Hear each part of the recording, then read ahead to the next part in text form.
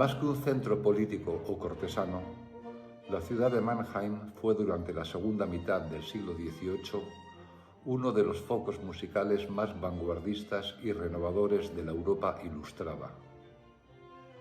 La orquesta de la corte pronto se convirtió en la formación musical más dinámica, moderna y cosmopolita del viejo continente. El nuevo estilo sinfónico desarrollado por sus compositores, en especial por el bohemio Johann Stamitz, marcó las directrices por las que discurriría buena parte de la vida musical durante décadas. La orquesta de Mannheim tuvo una vida de casi 60 años y, como dice el historiador inglés Charles Barner, allí se encontraban más solistas instrumentales y buenos compositores que quizás en ninguna otra orquesta europea. Era un ejército de generales preparado, tanto para planificar una batalla como para llevarla a cabo. Antes de empezar con el desarrollo del tema, veamos en la imagen de este mapa dónde está localizado Mannheim. Como vemos, se encuentra en el oeste de Alemania, muy cerca de Frankfurt y de la frontera con Bélgica. También debemos comentar que el término escuela en la expresión Escuela de Mannheim no supone la existencia de un establecimiento público donde se impartiera la enseñanza musical, sino que se refiere al conjunto de caracteres estilísticos comunes que distinguen las obras e interpretaciones de sus músicos, así como al conjunto de músicos seguidores de ese estilo. Este término es aplicable a los músicos que crecieron y formaron en Mannheim, pues los primeros músicos llegaron siendo ya adultos y con sus estilos musicales ya formados. Es necesario también hacer una pequeña aclaración sobre lo que significa la corte de Mannheim. En aquella época, Alemania estaba dividida en varios estados soberanos, cuyo príncipe tenía voto para elegir al emperador. Debido a ello, a su príncipe se le llamaba elector. Mannheim era la capital del estado del Palatinado. Como comentario al margen, podríamos señalar que entre estos estados y sus príncipes existía cierta rivalidad por tener la mejor música en su corte, y sin lugar a dudas, Mannheim fue la que mejor música tuvo durante estos años, siendo excepcional su orquesta y de un muy elevado nivel su música religiosa, su ópera y su música de cámara. Pero veamos de forma resumida cómo fue el transcurso de esta escuela. Para ello, vamos a dividir su vida en dos etapas marcadas por cada uno de los dos electores que gobernaron Mannheim. La primera etapa, entre 1720 y 1743, recoge el inicio de la música en Mannheim y el desarrollo de su orquesta. Así, en 1720, el elector Carlos Felipe de Neoburgo, que por cierto era hermano de la reina española Mariana de Neoburgo, esposa de Carlos II, se traslada con su corte a Mannheim, donde manda construir un inmenso palacio, iniciándose así la corta época dorada de la ciudad. El origen de la orquesta de Mannheim también tuvo lugar en 1720, pues en ese año se disolvieron las orquestas de Innsbruck y Düsseldorf y muchos de sus componentes se unieron a la corte de Mannheim. En los primeros años, la orquesta contaba con 55 instrumentistas y cantantes, además de 12 trompetistas y 2 timbalistas. Provenían de Alemania, Austria, Silesia, Bohemia, Países Bajos e Italia, la cual principalmente aportó cantantes. En posteriores momentos se añadirán nuevos países, por lo que el conjunto de músicos que se había reunido en Mannheim era una verdadera orquesta europea. En esta época, su director más importante fue el italiano Carlo della Grua, bajo cuya dirección se contrata a un joven violinista bohemio llamado Johann Stamitz. Por cierto, no debemos confundirnos con el apellido Stamitz, pues Johann Stamitz tuvo dos hijos, Anton y Karl, que también fueron excelentes músicos. Esta primera etapa musical de Mannheim, en la que su orquesta solo tuvo fama a nivel local, termina cuando fallece el elector en 1743 y le sucede su sobrino nieto Carlos Teodoro. En esta segunda etapa es cuando se alcanzan los años de mayor esplendor y fama de su orquesta, la cual alcanza sus 78 componentes. Carlos Teodoro era un enamorado de la música y gastó infinitas sumas de dinero para disfrutarla y convertir a Mannheim en un centro de referencia musical. Eran famosas sus 3 fiestas musicales anuales. Eran unas fiestas gratuitas, abiertas a todo el mundo y que duraban 4 o 5 días. Se iniciaban con una recepción, una misa a continuación y un banquete en el palacio, para seguir con una ópera, generalmente su estreno y con ballets en los entreactos, una comedia francesa, una ópera bufa y un concierto final en el salón del palacio. Era, salvando las distancias, como un festival actual de música rock, pero con todo gratis.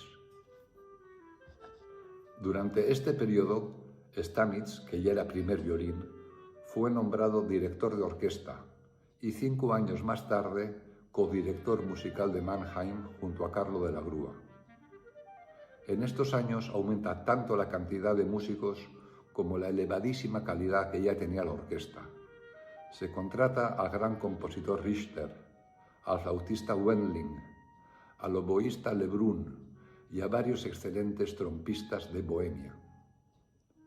Más tarde llegan Holzbauer y los chelistas Danzig y Fils. Los instrumentistas de viento de Mannheim fueron excepcionales músicos. De hecho, Mozart tenía tal admiración por ellos que escribió música dedicada al flautista Wendling, al oboísta Ramm y al fagotista Ritter. El elector incentivaba los viajes de sus músicos por Europa, pues pensaba que eran sus mejores embajadores. De hecho, la fama internacional de la orquesta de Mannheim nació con ocasión de la visita de Stamitz a París en 1754, el cual se presentó en el concierto espiritual con gran parte de sus músicos de cuerda, logrando un éxito indescriptible, provocando un efecto dominó en todos los grandes centros musicales de la época como Londres o Viena, y marcando el destino de la historia de la música hacia el clasicismo vienés, el cual sería difícil de entender sin la impronta de la escuela de Mannheim. En esta orquesta de París ya se observa que había nacido un mundo nuevo para la música, la cual ya no está sujeta al mecenazgo de la nobleza. Había empezado el negocio de la música escuchada por un público que pagaba por ello. Otro cambio de esta época es la eliminación gradual de la práctica del bajo continuo, por lo que la dirección de la orquesta va pasando del clave al violín primero, el cual utilizaba el arco del violín para dirigir. Habrá que esperar hasta muy finales del siglo XVIII para llegar a la figura del director de orquesta que actualmente conocemos. Volviendo a Mannheim, el elector se encargaba de mejorar la educación musical de los hijos de sus músicos y financiaba sus estudios de música en Italia durante prolongados periodos de tiempo. Este fue el caso del violinista Kanabich, que posteriormente, cuando muere Stamitz, lo sustituye como director de orquesta y siendo, años después, nombrado director musical de Mannheim.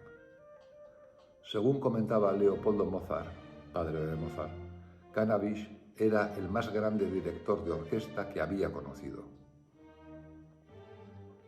En 1758 se contrata a los primeros clarinetistas, El clarinete, cuya primera aparición documentada data de 1710 en Alemania, tiene un gran desarrollo técnico en esta época, y Mannheim es la primera que le da un papel importante a la orquesta, hecho que tuvo una clave influencia en Mozart, el cual quedó maravillado por el color que aportaba la orquesta. Mozart adoraba esta ciudad, que visitó en 4 ocasiones, y en la que incluso solicitó una cita con el elector en 1777 para lograr un puesto en Mannheim. Dicha cita nunca tuvo lugar, porque el elector ya sabía que en breve iba a trasladar su corte a Múnich, para dirigir desde allí un nuevo estado creado por la unión del Palatinado, al que pertenecía Mannheim, y Baviera. Esto supuso la disolución de la orquesta después de 58 años en Mannheim y la marcha de su director Cannabich y de muchos de sus músicos que acompañaron al príncipe a dicha ciudad, donde se fusionaron con la capilla de la corte de Múnich.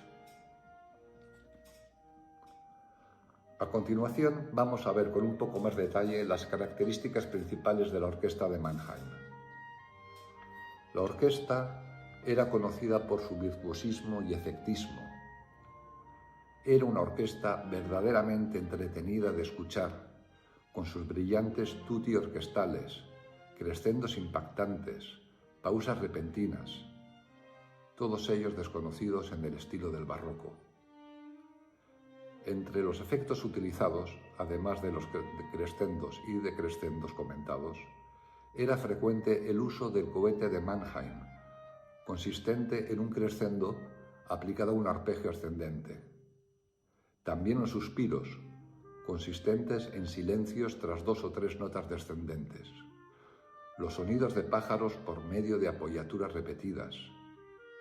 La gran pausa, en la que toda la orquesta quedaba en silencio y luego se arrancaba con un tutti orquestal a gran volumen. Aunque Mannheim no es la inventora de ninguno de estos recursos, sí es la primera orquesta que los emplea comúnmente como seña de identidad de su estilo y con una intensidad en los efectos y un brillo orquestal nunca antes visto. Está claro que el gran tamaño de la orquesta hacía que estos efectos fueran aún más impactantes. Para ilustrar la impresión que los novedosos crescendos causaban en el público de la época, mencionaremos la anécdota relatada por el compositor alemán Reichard sobre la impresión sufrida por la audiencia romana que escuchó por primera vez una obra del creador del crescendo, el compositor Jommelli. Decía literalmente: cuando la pieza de Jommelli se escuchó en Roma por primera vez y sonó el crescendo, toda la audiencia se levantó de sus asientos, se quedó sin respirar y no volvió a hacerlo hasta la llegada del decrescendo. Otra característica es su precisión en la ejecución y el establecimiento de una alta disciplina de ensayos. El director entrenaba a sus instrumentistas puliendo su técnica para conseguir precisión en el ataque de las notas y habilidad para reflejar la más pequeña dinámica. Así, por ejemplo, se implantó la novedad de que los violines debían de tener uniformidad en el movimiento del arco, de forma que todos debían estar a la vez con el arco arriba o todos con el arco abajo. Además, generalmente las composiciones de Mannheim suponían un alto nivel de exigencia física a sus intérpretes. Este caso es patente en los violines, donde frecuentemente tienen altas velocidades de ejecución durante larguísimos pasajes. Asimismo, como ya hemos comentado, la sección de vientos es importante y se añade el clarinete por primera vez a la orquesta. Por último, se generaliza el esquema de la sinfonía a 4 movimientos. Las primeras sinfonías de Stamitz están escritas en 3, los clásicos allegro, andante y allegro. En su madurez, Stamitz añade un 4.º movimiento después del adagio, como minueto. Esta innovación se fue generalizando y así Haydn la utiliza por primera vez en 1761 con sus sinfonías 3 y 5. 3 años más tarde, Mozart se inicia con los 4 movimientos en su Sinfonía número 2, y unos años después, Beethoven utiliza esta estructura por primera vez en su Sinfonía número 1, estrenada en 1800. Para terminar, y a modo de conclusión, diremos que, a pesar de su breve vida, la Escuela de Mannheim, y en particular su orquesta con sus sinfonías, ambas estrechamente ligadas, tuvieron una enorme influencia en el nacimiento orquestal y en su posterior desarrollo en el resto de Europa.